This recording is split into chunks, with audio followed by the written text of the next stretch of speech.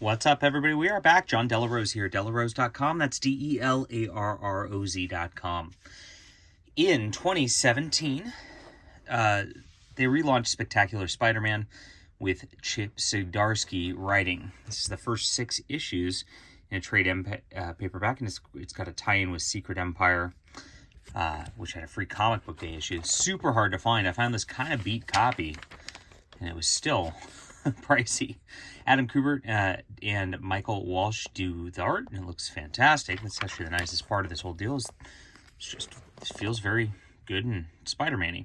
Starts out, Mary Jane and him are friends, and he takes off to the rescue. The Vulture has some new tricks and some new stuff coming up.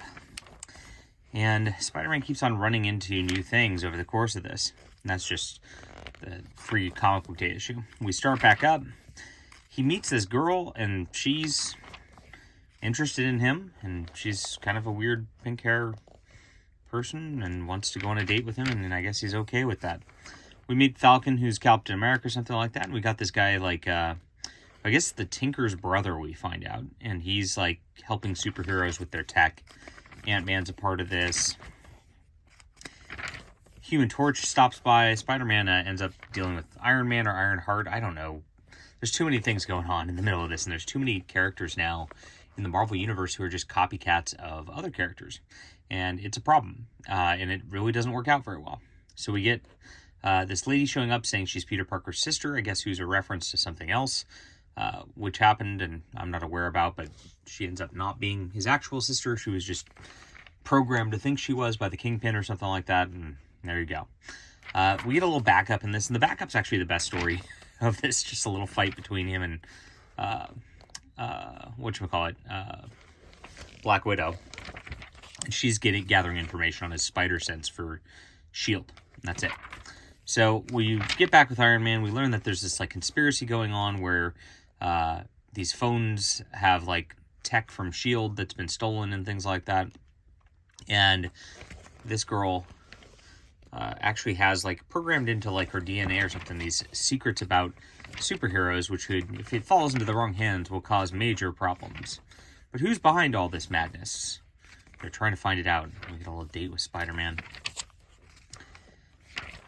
Deal with the Kingpin a little bit. Meanwhile, J. Jonah Jameson is blogging about Spider-Man being a menace.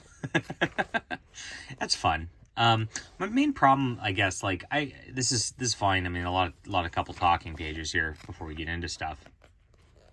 We see as the tech ends up becoming a big part of this. My major problem is the attitude of this is just very sarcastic all the way through. And Spider-Man does those sort of sarcastic quips sometimes, but we're at the point where like every character is doing these sarcastic quips in here, and it just comes across as kind of hollow, and it makes you just not care about the characters at all. It ends up the Tinker's involved, of course, since it was the Tinker's brother at the beginning. I assumed that was going to be the case, which is all good. And Spider-Man ends up on the run with these ladies. The Vulture comes back, tying in from Free Comic Book Day. I mean, it is nicely written on that level. Like I said, the art's pretty decent. I like the colors. I like that they're not oversaturated, not too dark. You get a lot of that in modern comics here. Now, Peter Parker is hiding out one of his buddies with Aunt May. I guess is Mrs. Jameson now. I don't know what's the deal with that.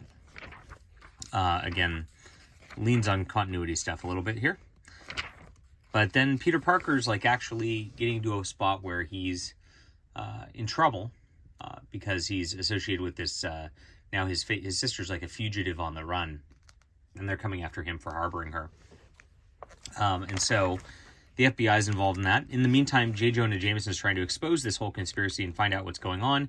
And J. Jonah Jameson kind of sets up Spider-Man after an interview and there's a new artist on issue 6 here. You can tell it's different. I forget who is it on issue 6. It is Michael Walsh.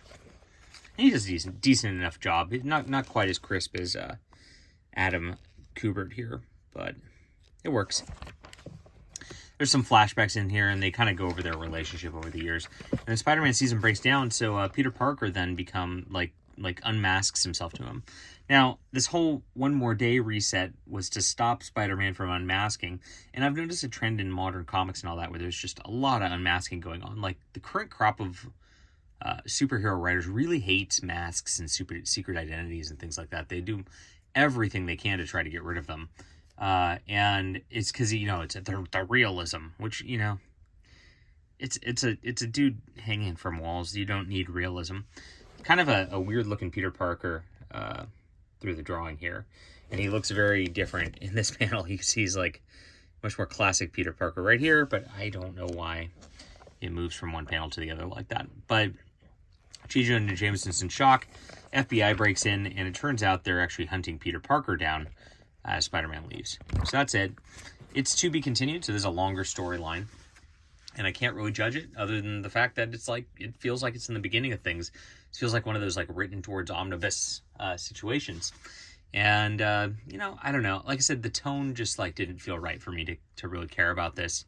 And yeah, it's tough for, it's every Spider-Man for me since, One More Day really suffers just from like, oh, they wrecked it and nothing matters now. I'm kind of there, and it does hurt. So I think this was overhyped for me. It's okay. It's like a 7 out of 10, I'd call it. And, reasonable enough. I wouldn't pay overpriced for it. I really think it's a tough thing to go. I'm lucky I got kind of a beat-up copy. Otherwise, it's really expensive just to find this trade paperback at this point. Maybe they'll reprint it. Who knows? All right, let me know what you think about this. Hit that like and subscribe button, and we'll be back soon.